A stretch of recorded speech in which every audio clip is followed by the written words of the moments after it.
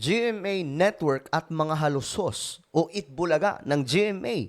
Naninilikado na nga ba? May update po tayo regarding dyan at ito po. Tingnan po natin at pag-usapan.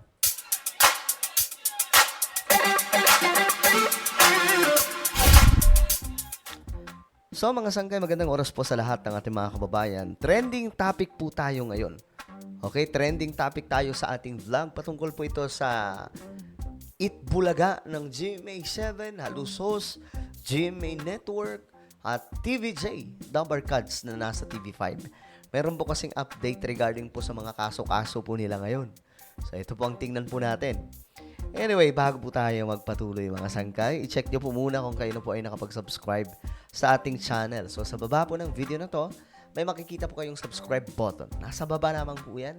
So wala po kayong ibang gagawin kundi pindutin nyo lamang po yan. Tapos i-click nyo rin po yung bell at i-click nyo po yung all. Ulitin ko, click the subscribe down below, click the bell, and click all. Sa YouTube po yan. Eto na nga guys, ito po yung update.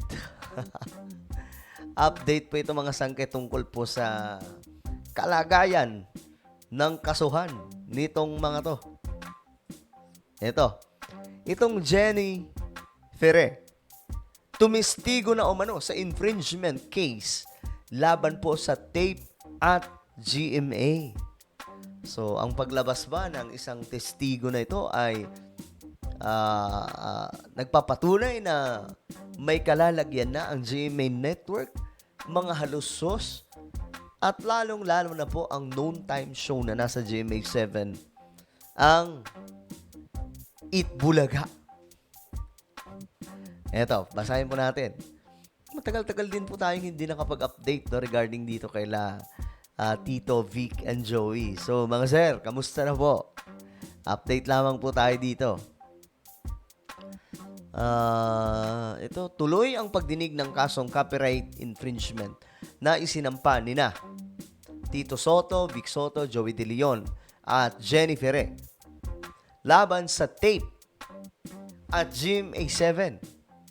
So, ulitin ko ngayon mga sangkay, yung may kinakaharap na kaso ay ang GMA Network at mga halusos or yung tape. Ngayon, basahin po natin itong balita. Ano kaya ang ano dito, no? Muling dininig ang kasong copyright infringement na isinampa nila Tito Soto, Vic Soto, Joey De Leon at Jenny Ferrer laban sa tape Incorporated at GMA7 sa Marikina Regional Trial Court kahapon, Agosto 31, 1923. Tama ba yung pagkakatagalog ko? Ang hirap kasi, no? Ang dali lamang po yung number, ang dali lang po yung English, pero pag Tagalog na, medyo mahirap eh. TVJ, ito, isinalang na di umano bilang witness ang dating creative director ng tape na si Jenny Ferrer. Siya bale ang huling witness mula sa kampo na Bisaya, no? Mula sa kampo ng TVJ na nagbigay ng testimonya.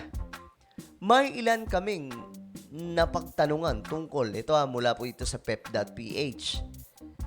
May ilan kaming napagtanungan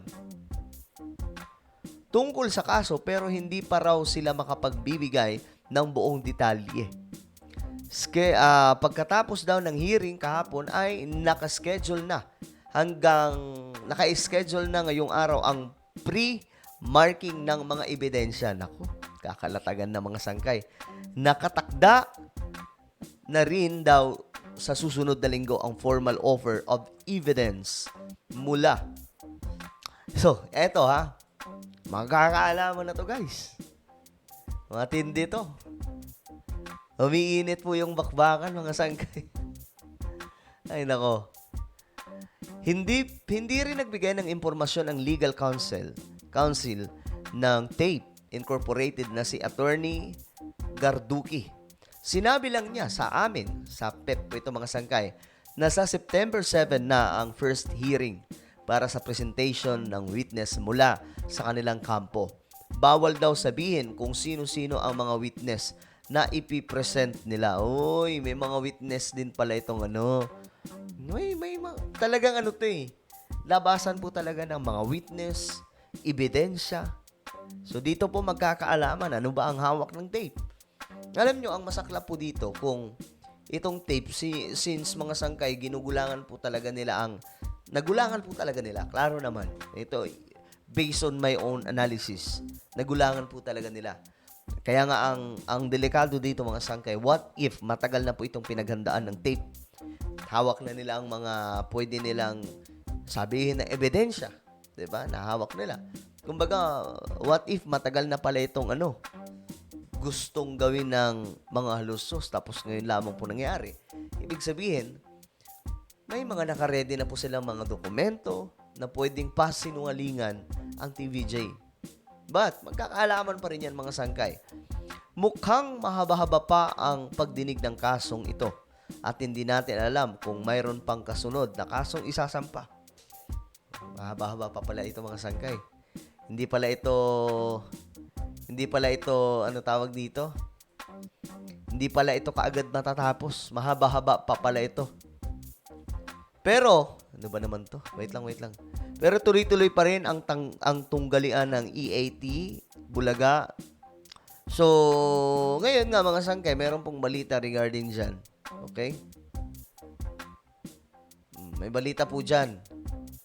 Lumamang umano ang Itbulaga. Yan o. Nitong Agosto 29, Martes, ay nakaungos muli ang Itbulaga with 4.2%. Ang EAT naman ay naka 4.1%. At ang Showtime naman ay 2.9%. Tapos nung Miyerkules, naka 4.2 ang EAT at naka 3.8 ang Itbulaga at its Showtime naman ay 2.9. So, ayun mga sangkay, magkakaalaman po talaga yan. Bitbitan po yan ng mga ebidensya. So, good luck po sa kanilang lahat. Matira, matibay yan. Pero porsigido po talaga ang TVJ, mga sangkay, na bawiin po itong pangalan o title po, yung trademark na Itbulaga. Kasi from the start, nahirap po yan eh. Ang sakit po niyan eh. Matagal niyong pinaghirapan, tapos magugulangan lamang ng gano'n. Naku! Ay nako. Pero kayo mga sangkay, ano sa tingin niyo? Anong inyong opinion? Tingin niyo ba maipapanalo ito ng TVJ? Kasi ako, for sure naman, ang ilalatag po ng TVJ ay totoo lang. Kasi totoo naman talaga. Ang nag-create po talaga ng pangalan ng trademark na Itbulaga ay itong si Joey De Leon.